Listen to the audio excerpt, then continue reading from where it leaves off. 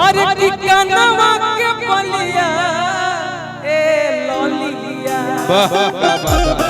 हम मिले आ जई हम बलिया ए ललिया खाली बोलिए लाल देखे तो कोई याद आया कहां यही से गाते हैं यार बड़े चौथा कला आपका लाल जैकेट देखे तो अच्छा लगा यही लगा दो। अरे यही पर चढ़ रहा था गिरइबो तो नहीं चढ़ के बोली कहू तकीन देहा ए बोलो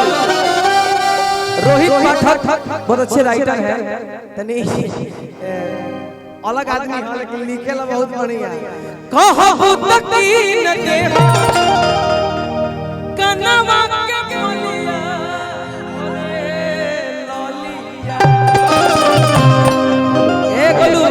तुम मिले आ जाई हम बलिया ए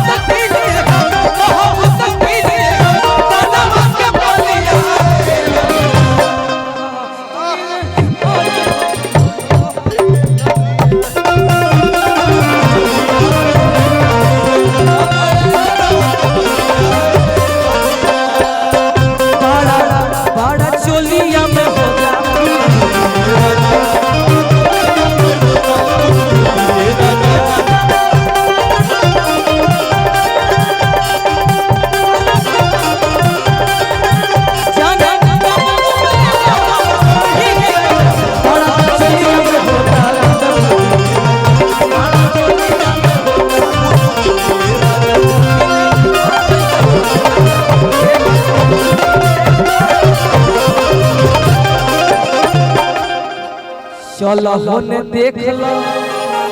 चलो होने देख लो नजारा बपसर के अच्छा गल बनवाई देहब पूरा पाँव भर के कि आरा के नीमन होला आरा के नीमन होला अरे की उठावा के ललिया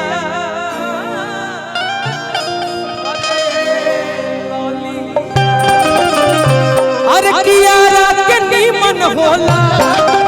अरे सुनो ना यार कि आरा के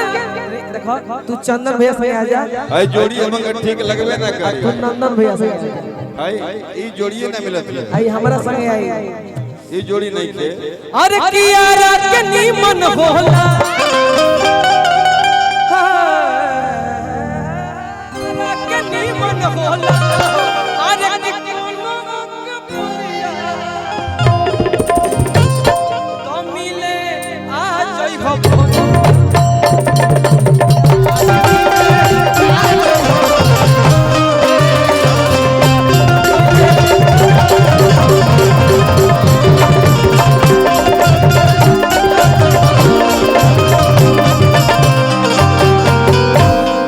अब आप सबके सामने प्रस्तुत है हमारे चंदन नंदन भैया। क्या बात है गंगा जी में जब तक की पानी रखे गंगा